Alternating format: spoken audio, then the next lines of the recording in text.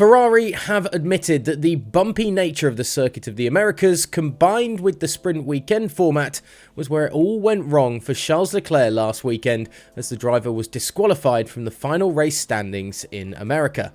The Monegasque driver, along with Lewis Hamilton, was disqualified by the stewards after taking the checkered flag in Austin, Texas, due to having too much wear on his skid block on the underside of the car. With the regulations having no wiggle room around the 1mm wear that is allowed to take place on the underside of the car during a race, neither Ferrari nor Mercedes are going to appeal the decision, with both teams wondering how such a basic rule was breached.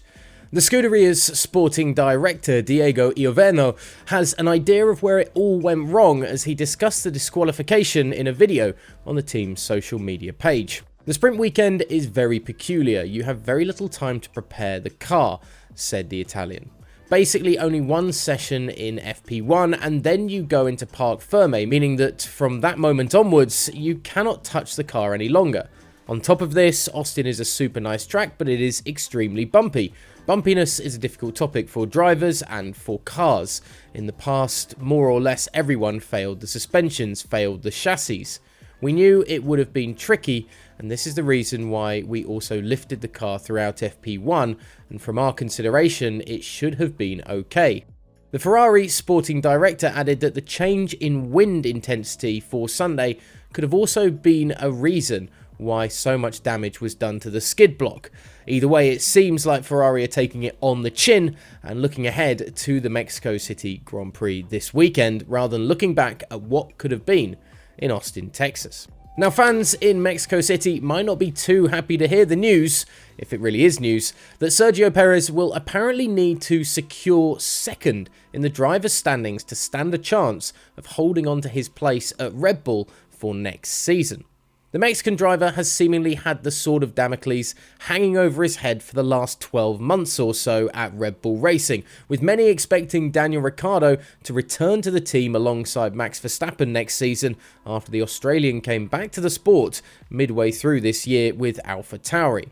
Now, the whispers around the paddock are saying that Christian Horner and Helmut Marko want to see their drivers first and second in the drivers' standings for the first time come the end of the season, and if that can't happen, Perez will be looking for a drive elsewhere next year.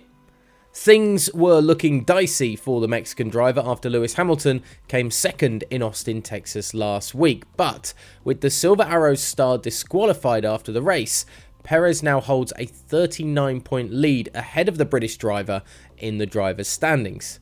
This weekend may be the perfect time then to have a resurgence in front of his home support in Mexico at the Grand Prix on Sunday. And finally, a fire broke out in the Formula E paddock this week during pre-season testing for the next season of the racing series.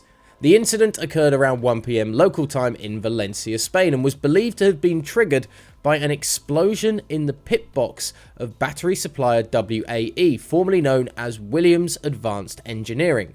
As a precaution, team personnel were promptly removed from the area and the circuit Ricardo Tomo was secured.